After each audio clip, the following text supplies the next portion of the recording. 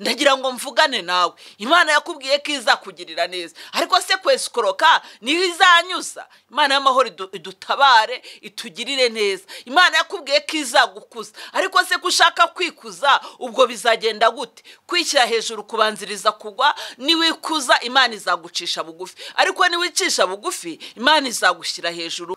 Ndimo ndibaza uru rugendo twatangiye rujya mu ijuru ko bikomeye, mbona bikomeye. Abazarurangiza ni bangahe? Ni bantu ki? Imitima bafite n'imitima imeze ite?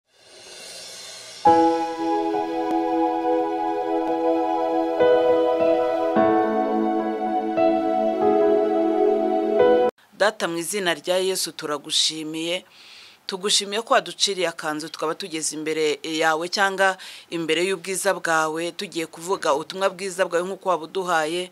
Reka tubure wowe uboneke, reka duceceke wowe urangurura ubwira ubwoko bwawe. Myemerere utugirire neza, utweze, kugira ngo ijambo ryawe turigabane n'abandi nta cyiza na kimwe tubuze, ahubwo amaraso yawe y'igiciro cyinshi atwezanye n'umuntu wese ugiye kumvira ijambo. Kandi mu izina rya Yesu Kristo rigende ryera imbuto nyinshi, riruhura abarushye mu izina rya Yesu Kristo. Ababaye ribahumurize, abacitse intege ribongereremo imbaraga, kandi ugende rikora umurimo waritumye kurikora. Urakoze, tuguhaye karibu, ngwino ubane natwe, ngwino tugirire neza. Mu izina ry'Umwami wacu Yesu Kristo nimo tubyambaje dushimira. Urakoze, amen. Twihuse ndagira ngo dusome amagambo y'Imana dusanga muri Zaburi ya 71. Turahera ku murongo wa mbere tugere ku wa gatandatu, dusimbuke tutangire umurongo wa 19 tugeze ku murongo wa 21. Titre yaho iboneka ku murongo wa 70 ivuga ngo Zaburi yahimbiwe umutware w'abaririmbyi, ni ya Dawidi yahimbiwe kuba urwibutso. Imana yacu tugirire neza. Haranditse ngo ni wowe mpungiraho, Uwiteka ni wowe mpungiraho, singakorwe n'isoni. Kubwo gukiranuka kwawe unkize, untabare, untegere ugutwi unkize. Umbere urutare rw'ubuturo, aho nzabasha kujya mpungira, wategetswe kunkiza, kuko ari we gitare cyanjye n'igihome kinkingira. Mana yanjye, nyarura mu maboko y'umunyabyaha, nyarura mu maboko y'umunyarugomo ukiranirwa, kuko ari wowe byiringiro byanjye Mwami Uwiteka. Ni wowe nizera uhereye mu buto bwanjye, ni wowe njya nishingikirizaho uhereye mu ivuka ryanjye. Ni wowe wankuye mu nda ya mama, nzajya ngushima iminsi yose. 19 haranditse ngo Mana, urugero rwo gukiranuka kwawe rugera mu ijuru. Ni wowe wakoze ibikomeye, Mana ninde uhwanye nawe. Ni wowe watweretse ibyago byinshi bikomeye, uzagaruka utuzure, utuzamure udukuri kuzimu. 21 ariho nagambiriye cyane ko twigaho. Haranditse ngo ungwirize gukomera, uhindukire umara umubabaro. Imana y'amahoro itugirire neza. Nayo magambo nshaka ko tuganiraho umwanya mutoya, ubundi tugasenga Imana. Kubwiriza nuko aca, ariko gukora nuko Imana y'amahoro itugirire neza. Iyi Zaburi bavuze ko ari Zaburi ya Dawidi. Dawidi ni muntu ki? Nkuzaniye umutwe w'ikigisho uvuga ngo humura Uwiteka arumva, haranira kugira umutima utakurega ikibi. Imana y'amahoro itugirire neza. Uwiteka arumva, uharanire kugira umutima utakurega ikibi. Imana y'amahoro idusure. Dawidi dusanga mu gitabo cya Samweli yarabayeho mu gihe Abisiraheli bari baranze kuyoborwa n'Imana, bashaka kuyoborwa n'abami. Imana ibwira umugaragu wayo Samweli, iramubwira ngo humura, ntago ari ngewe banze, ntago ari wowe banze, ni ngewe banze. Genda ubatoranyiriza umwami, nzabaha umwami umeze nk'uko umutima wawe ushaka. Haza Sawuli aba umwami, baramwimika. Igihe kiragera, Sawuli ajya mbabaza Imana igiturengera, iminsi yose duharanire kugira umutima utaturega ikibi. Sawuli ngo yabaye umwami imyaka 30 na hafi 40, ariko imyaka Imana yamwemeye ni imyaka 2 gusa.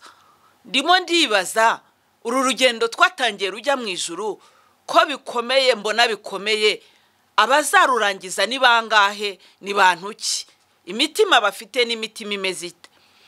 Sawuli yakoze ikosa rikomeye, yiha ngo gutamba atari umutambyi, hanyuma arangije aragenda narokora inyamibwa mu byo Imana yari yamubwiye ngo atsembe ntagire na kimwe asigaza. Imana irangije imuca ku ngoma. Birashoboka ko ushobora kuba uri umushumba, birashoboka ko ushobora kuba uri umuvugabutumwa, birashoboka ko ushobora kuba uri apotre cyangwa bishop, ariko Imana yaraguciye ku ngoma. Wongere wisubiremo, uharanire kugira umutima utakurega ikibi. Imana imajije kubona ko aciwe ku ngoma, irangije ibwira Samweli ngo nafate ihembe rye aryuzuza amavuta, agenda ajye kwa Yesayi w'i Betelehemu, niyarangiza ngo Imana iramwereka uwakwiye kwimika. Samweli arabikora, ariko amanza kugira ubwoba.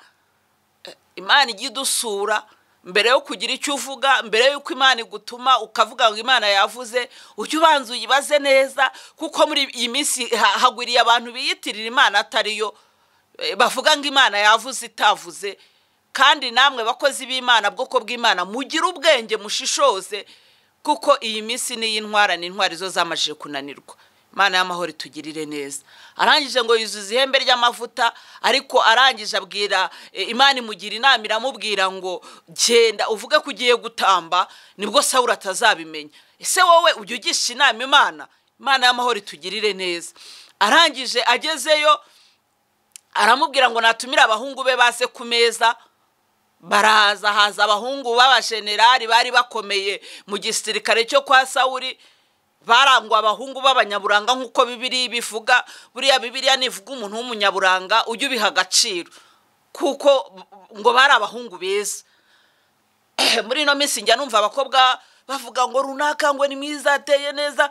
Nuko nguko abakobwa bo muri viziyo, abahungu bo kwa Yesayi bari bameze, bashama, baminada, bose ngo baraza, ngo yareba ubwiza bwabo akarebera inyuma, ngo agahaguruka ajya kubasukaho amavuta. Imana ikamubwira ngo hoya wibeshye, ntago ari bo. Arangije ngo bose abahetuye, ngo arangije abaza Yesayi, aramubaza ngo nta wundi ufite mu bahungu bawe? Yesayi aramubwira ngo hari akana kamwe gagahereye, ariko ubundi ngo kagahereze, ubundi ko babucura bakundwa, kuki Dawidi bari baramutaye bakamujyana mu ishyamba bakamwibagirwa? Humura, abantu baragutaye ariko Imana yo ntiyagutaye. Haranira kugira umutima utakurega ikibi.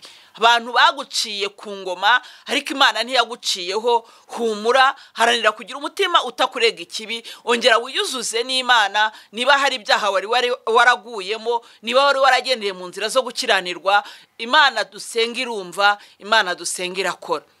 Hanyuma ngo aramubwira ngo uwo mwana aba mu ishyamba.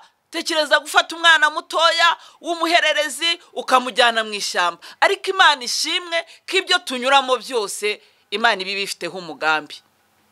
Ubukene urimo unyuramo, intambara urimo unyuramo, ibyago n'amakuba, gusuzugurwa no gutabwa, kwangwa no gucirwaho iteka, bipfundikiye umugambi w'Imana. Imana y'amahoro nishimwe. Imana yemeye ko Dawidi ajya mu ishyamba kugira ngo imwigishe urugamba, imutreninge kuba umusirikare nyamusirikare, adaciye ku ikosi ryo mu bantu nk'uko abantu babwira, kuko Imana yacu yo itreninga mu buryo burenze ubw'abana b'abantu. Hanyuma arwana n'intare n'idubu, arwana n'ibintu bikomeye, anyura mu mbeho, anyura mu bukonje. Imana imutreninga mu gihe izamunyuzamo ari umwami. Imana y'amahoro nishimwe. Nawe ibyo uri mucamo, ijambo ry'Imana ratubwira ngo kubakunda Imana byose bifatikanyiriza hamwe kutuzanira ibyiza. Imana y'amahoro itugirire neza. Twari turimo tuvuga ku mugaragu w'Imana Dawidi, kugira ngo dukomeze twinjire mu ijambo ry'Imana. Dawidi umugaragu w'Imana, barangije kumusukaho amavuta, ngo yisubirira mu ishyamba. Asubira mu ishyamba, arongera akomeza. Cyangwa Imana ngo iduhe umutima nk'uwa Dawidi, umutima uharanira iteka gukiranuka no kutishyira hejuru.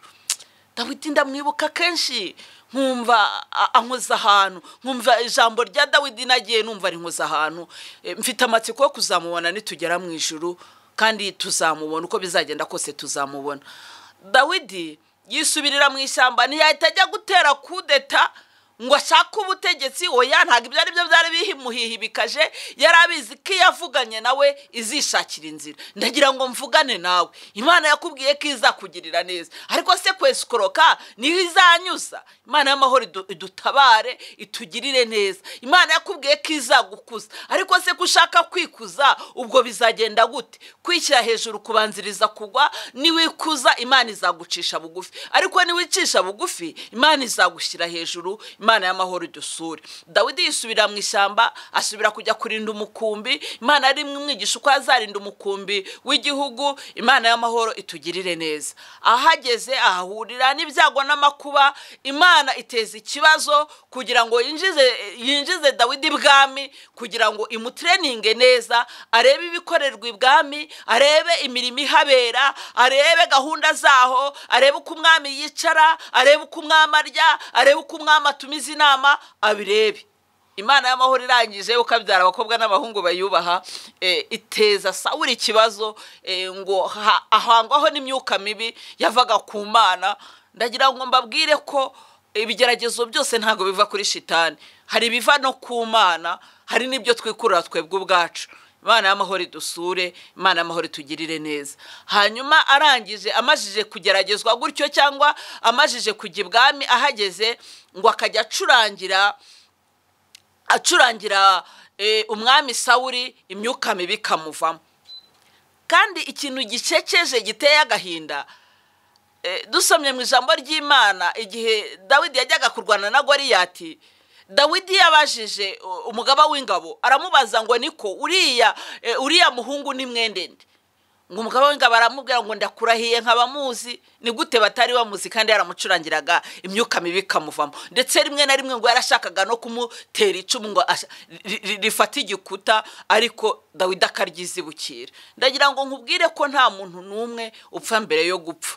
Buriya Imana, ibintu byose bitubaho nta na kimwe gitungura Imana. Twebwe turatungurwa, ariko Imana yacu ntago yo igigira gute igitungurwa. Imana y'amahoro idusure. Nuko umugaragu w'Imana Dawidi arangije gahunda ye, amaje kwica Goliyati, ngo turakomeje, amaje kwica Goliyati, Imana imaje kumushyira hejuru, abagore bamajije kumutaka, bamajije kumuririmbira, bikurira ishyari ryinshi n'urwango rwinshi mu mutima wa Sawuli. Imana yacu idutabare. Icyama ngo muri no minsi twongere twigenzure neza. Mibwiririze yacu bashumba, mibwiririze yacu bakozi b'Imana, bavuga butumwa, bahanuzi, tubwirize. Se nashyari tugira?